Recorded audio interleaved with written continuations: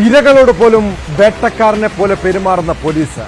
കോഴിക്കോട് ഫറൂഖ് ACPയുടെ പരിധിയിൽ ജോലി ചെയ്യുന്ന ഉദ്യോഗസ്ഥൻ പരാതി നൽകാനെത്തിയ നഴ്സിനെ പീഡിപ്പിച്ച സംഭവത്തെക്കുറിച്ചാണ് പറഞ്ഞു വരുന്നത്. യുവതി പരാതി നൽകിയിട്ടും പോലീസ് പക്ഷേ പ്രതിയെ സംരക്ഷിക്കുകയാണ്. നേരത്തെ ഇയാൾക്കെതിരെ വകുപ്പ് തല നടപടിയെടുത്തെങ്കിലും കസബ സ്റ്റേഷനിൽ കേസെടുക്കുന്നില്ലെന്ന് പോലീസ് കംപ്ലയിന്റ് അതോറിറ്റി ചെയർമാൻ നൽകിയ പരാതിയിൽ പറയുന്നു.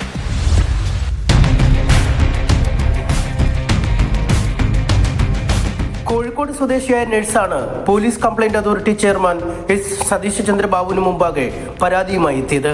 താൻ നൽകിയ പീഡന പരാതിയിൽ പോലീസുകാരനെതിരെ സേനയ്ക്കുള്ളിൽ അച്ചടക്ക നടപടിയെടുത്തെങ്കിലും കേസെടുത്ത് അന്വേഷണം നടത്തിയിട്ടില്ലെന്നാണ് ആക്ഷേപം. പരാതി അടുത്ത സിറ്റിംഗിൽ പരിഗണിക്കാൻ മാറ്റി. 40,000 രൂപ കടം വാങ്ങിയാൽ പണം തിരികെ തരാതെ വന്നപ്പോൾ സഹായം തേടിയാണ് നഴ്സ് കോഴിക്കോട് പുതിയ സ്റ്റാൻഡിലെ പോലീസ് എയ്ഡ് പോസ്റ്റിലെത്തിയത്.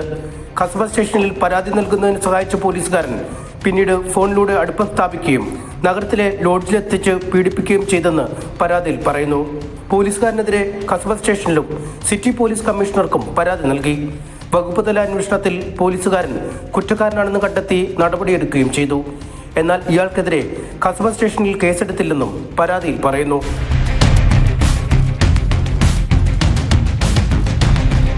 ന്യൂസ് 18 കോഴിക്കോട്.